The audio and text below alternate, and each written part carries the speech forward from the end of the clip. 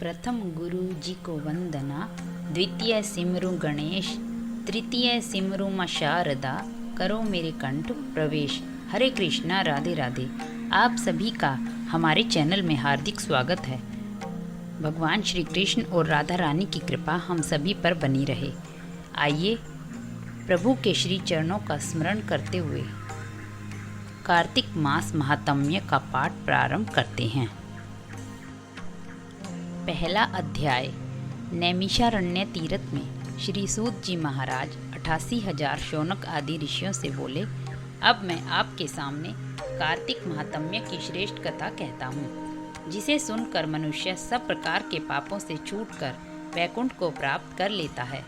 सूत जी ने कहा, श्री कृष्ण जी की आज्ञा लेकर नारद जी के चले जाने पर सत्यभामा प्रसन्न होकर श्री कृष्ण से बोली, हे नाथ, मेरा जीवन सफल हो गया।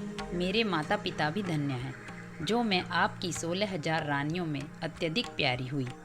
मैंने वह कल्प वृक्ष आपके साथ नारद जी को विधि पूर्वक दान में दे दिया, परंतु वही कल्प वृक्ष मेरे घर में सदा लहराया करता है, जिसकी बात को मृत्युलोक में कोई भी स्त्री नहीं जानती।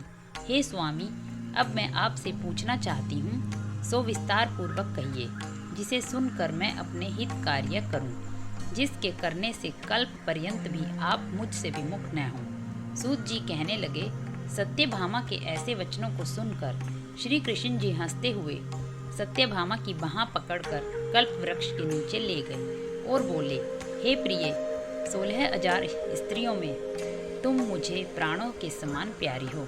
तुम्हारे लिए देवताओं और देवराज इंद्र से भी मैंने विरोध किया था।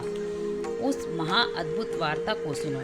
सूत जी बोले, एक दिन श्री कृष्ण भगवान ने सत्यभामा के साथ गरुड़ पर सवार होकर इंद्रलोक में जाकर कल्प वृक्ष मांगा। तब इंद्र के न देने पर गरुड़ का इंद्र से घोर युद्ध हुआ था। हे प्रिय, जब मैं तुम्हें हर चीज दे सकता हूँ, हर एक कार्य पूरा कर सकता हूँ, तो क्या तुम्हारे आश्चर्यजनक प्रश्न का उत्तर न दूंगा? यह सुनकर सत्यभामा बोली, हे प्रभु, पूर्व जन्म में मेरा कैसा स्वभाव था? मैं किसकी पुत्री थी? मैंने कौन से दान, व्रत या तप नहीं किया जिससे मुझे मृत्युलोक में जन्म लेना पड़ा? और ऐसे कौन से शुभ कर्म किए कि यहाँ आकर मैं आपकी अर्धांगिनी हुई और आप गरुड़ पर सवार होकर मुझे साथ में लिए इंद्र आदि देवताओं के स्थानों में फिरते हो?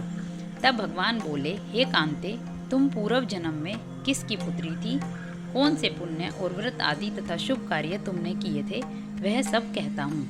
पूर्व समय में सतयुग के अंत में मायापुरी में अत्रि गोत्र में वेदों और यज्ञों का जानने वाला देव शर्मा नाम का ब्राह्मण रहता था। वह रोज अतिथियों की सेवा, हवन और सूर्य भगवान की पूजा किया करता था, इसीलिए सूर्य भगवान की तरह तेजस्वी था। उस ब्राह्मण के बुढ़ापे में एक गुणवती नाम की कन्या हुई, जिसका विवाह उस पुत्रहीन ब्राह्मण ने अपने चंद्र नाम के शिष्य के साथ कर दिया और वे दोनों पिता पुत्र की तरह रहने लगे। एक समय वे दोनों कुशा और समीधा लेने के लिए वन में हिमालय की तलहटी में पहुंचे तो उन्होंने एक राक्षस को अपनी तरफ आते हुए देखा, जिसके भय से उनके शरीर शिथिल हो गए और उनमें भागने की शक्ति भी नहीं रही। तब राक्षस ने दोनों को मार डाला। उनके धर्मात्मा होने के कारण मेरे पार्षद उनको वैकुंठ में ले गए। क्योंकि उन्होंने आजीवन सूर्य की पूजा की थी, इसलिए मैं दोनों पर अति प्रसन्न हुआ। जब वे दोनों विमान पर चढ़े हुए सूर्य के समान तेजस्वी, रूपवान, चंदन और माला धारण किए हुए वैकुंठ में आए, तब मेरे पास दिव्य भोगों के भोग भोगने लगे। बोलिए श्री हरि विष्णु भगवान की जय।